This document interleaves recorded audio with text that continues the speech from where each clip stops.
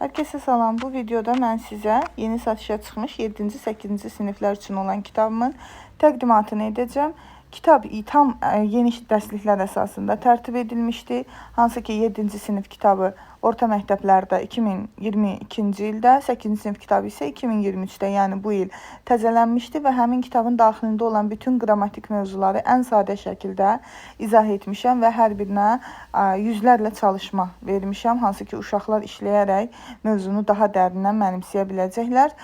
Kitabın daxilində var testlər, çalışmalar, sadə qrammatik izah, definition testləri, summativ testləri, 7-8-ci sinif orta məktəb dərsliklərinin hər bölmənin, hər lesson üzrə, hər dərs üzrə olan lüğətini bir-bir yazmışam və worksheet-də vermişəm. Worksheet-in nə olduğu barədə artıq məlumatınız var. Hansı ki, lüğətin qarşısını boş ötürmüşəm. Uşaqlar özləri o hissəni lüğəti öyrəndikdən sonra dolduracaqlar. İndi əyani şəkildə kitabın daxilində onu sizə göstərəcəm.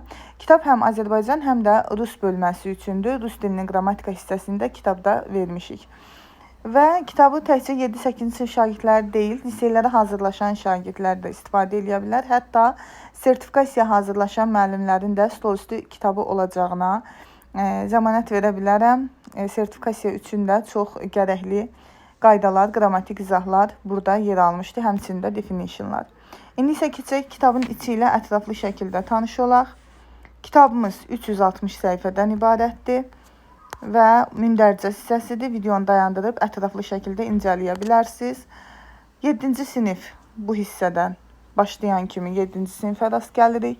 Qrammatik qayda və ardıcə çalışmalar. Bu hissələr çox sürətli keçəcəm, video uzun olmasın.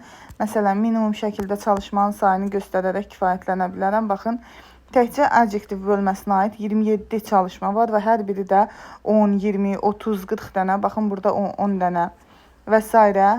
tərkibində cümlələr var, hansı ki, şagirdlər onu işləməlidir. Bu hissədə hətta 20 dənədir 20-ci çalışmanın tapşırıqları.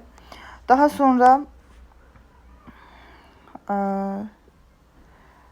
bunu necə düzəldək? Daha sonra keçək. Davam eləyək. Daha sonra adjective və infinitive bölməsi, to, enough bölməsi, used to, yəni qrammatik çalışmaları çox davam etdirmək istəmirəm, video uzun olmasın. Bu hissəyə diqqət eləyək. Zero və first conditional hissəsi, hansı ki, uşaqlara da çətinlik törədir. Çox açıq şəkildə izah etmişəm. Videonu dayandırıb oxuya bilərsiniz və ya şəkillərini WhatsApp statusumda hər an paylaşıram. Mənə yaza bilərsiniz, sizi qeyd eləyərəm və statuslarımı görə bilərsiniz. Sizin üçün daha rahat olar kitablarından tanış olmaq, yeniliklərdən xəbərdar olmaq. Present possibility, future possibility, future prediction, bu hissələrin, bu bölmələrin hamısını aşkar şəkildə izah etmişəm. Cədvəl formasında da qrammatik qaydaları vermişəm, yazı formasında da. İndi isə baxaq 7-ci sinifin definition testlərinə. Birinci unit 1, məsələn unit 1-in daxilində olan yəni hansı ki keywordlər, gərəkli sözlər və bəzən də digər sözlərin, hansı ki düşünmüşəm ki uşaqda bu sözü öyrənmək çətinlik yaradır. O sözlərin hər bölmə üzrə 10 dənə definition vermişəm. Hər birinin tərkibində də 3 dənə var. Beləliklə 30 sözünün definition'ın burada yer alır. Bu da təbii ki 6 unitdən ibarətdir. 7-ci sinif orta məktəb dərsliyi 6 unitdən ibarətdir. Definition testləri bitdikdən sonra 7-ci sinif summativ testlərinə başlayırıq. Summativlər təkcə qrammatik çalışmalar deyil, uşağın həmin uniti nə dərəcədə mənimsədiyini açıq-aşkar öyrənmək üçün ümumiyyətlə o summativlər bilirik də necə təşkil olunur. Həm mətndən götürülmüş ifadələr və yaxud da mətnin konteksti, mətndə söhbət nədən gedirdi və s. şəklində, mətndəki qızı ilə məsələn sinif yoldaşı varsa onları da baş verən söhbətdən də nələrsə soruşa bilər. Bu şəkildə yəni summativləri təşkil etmişəm. Həmçində qrammatik qaydalar, məsələn 8-ə baxın, to, enough qaydasını soruşur, 9-da bağlayıcıları soruşur, 10-da hətta qısa balaca mətin vermişəm, həmin mətnə aid suallar soruşur, definitionlar da var. Daha sonra yenə deyirəm, mətnə aid qaydalar var və s.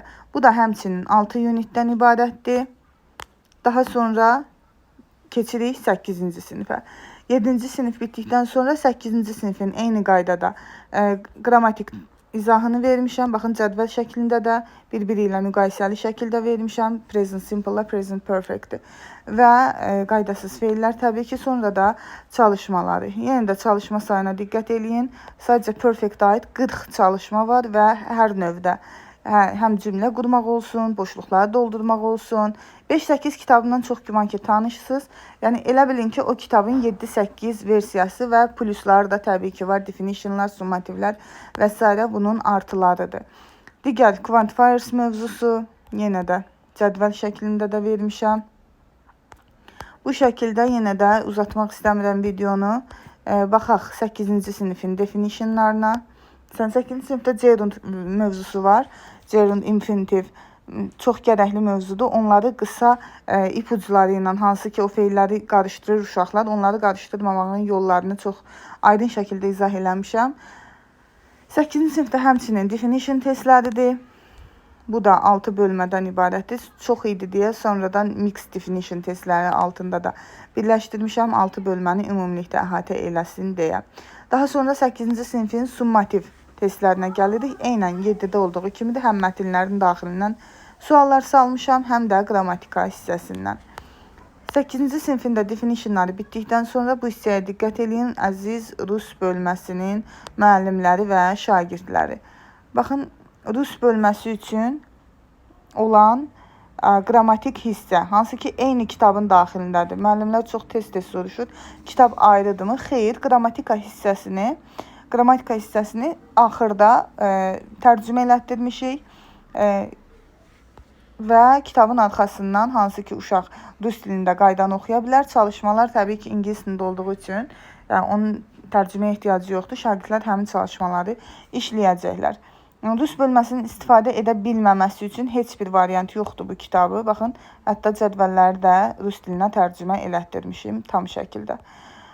Daha sonra kitab bitdikdən sonra baxın, Rus bölməsinin qrammatika izahı burada bitir. 8-ci sinifin sonuncu mövzusudur. Adjective after linking verbs.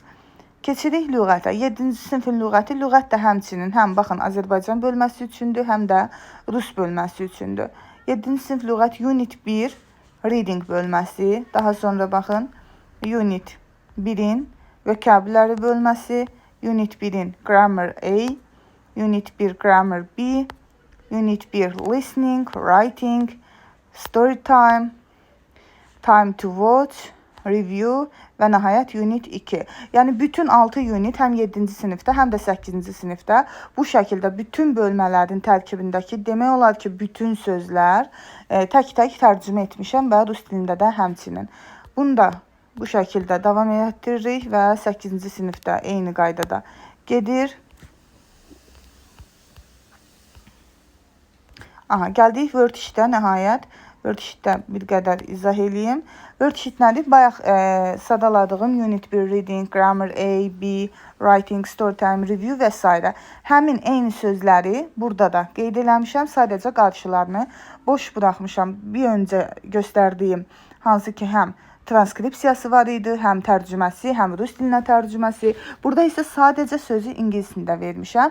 Əsas məsələ söz sırası ilə verməmişəm. Məsələn, orada sözlər hansı ardıcıllıqla idisə, lüğətin özündə, worksheetdə eyni ardıcıllıqla deyil. Yerlərini qarışdırmışam ki, uşaqlar bəzən sözləri sadəcə Azərbaycan dilində olan hissəni sırayla əzbərləyirlər və sırayla da yazırlar. Bunun qarşısını almaq üçün sözləri qarışdırıb vermişəm. Amma unitin daxilindəki bütün sözlər burada yer alıb. Heç birini əksiltməmişəm. Eyni qaydada. Baxın, bu da 7-nin worksheeti, arxasında da 8-ci sinifin worksheetini vermişəm. 8-ci sinif worksheeti də burada Unit 6-nın writing-ində bitir və nəhayət kitabın son səhifəsinə gəldik. Kitab izahımız haqqında bu qədər. Ümid edirəm ki, hər biriniz üçün faydalı olar. İzlədiyiniz üçün də təşəkkür edirəm. Nə zaman istəsəniz mənə yaza bilərsiniz. İstədiyiniz kitab haqqında sizə məlumat verəcəm. Sağ olun, hələlik.